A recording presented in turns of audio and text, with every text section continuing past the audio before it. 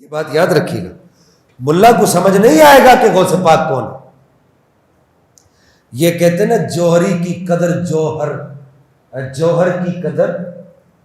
جوہری ہی جانتا ہے، سونے کی قدر سنارا ہی جانتا ہے۔ تو اگلی بات سنیے، یہ اسی کتاب کے سارے حوالے دے رہا ہوں آپ کو۔ حضور سیدنا شیخ عبد القادر جیلانی رضی اللہ تعالیٰ وردہ عنہ نے یہ جو ارشاد فرمایا،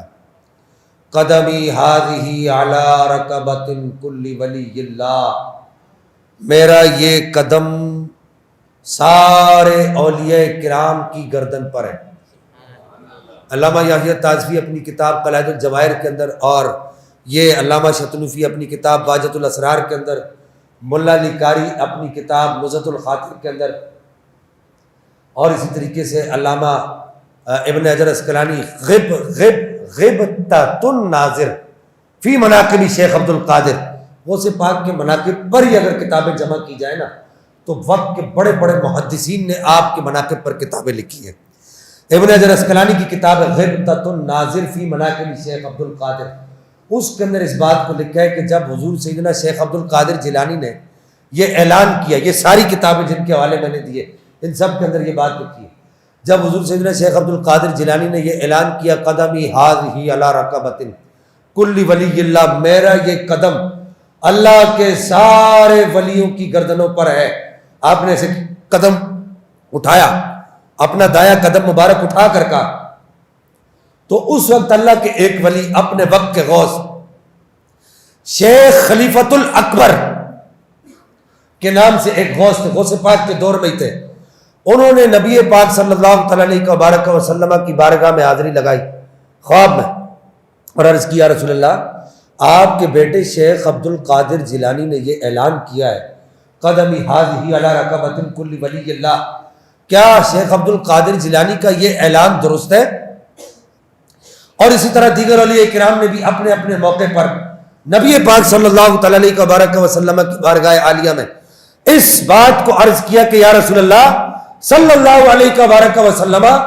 یہ جو شیخ عبد القادر جیلانی نے اعلان کیا ہے کیا یہ اعلان ان کا درست ہے؟ تو نبی پاک صلی اللہ تعالیٰ علیہ وسلم نے کیا ارشاد فرمایا، اس کو سننے سے پہلے ذرا اپنے دلوں کو تھام لیجئے گا۔ نبی پاک علیہ الصلوۃ والسلام نے ارشاد فرمایا شیخ خلیفۃ الاکبر جو اپنے وقت کے غوث تھے، غوث پاک کے دور میں ہی تھے،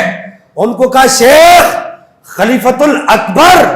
عبد القادر جیلانی میرا بیٹا ہے اور وہ اپنے اس اعلان میں سچا ہے،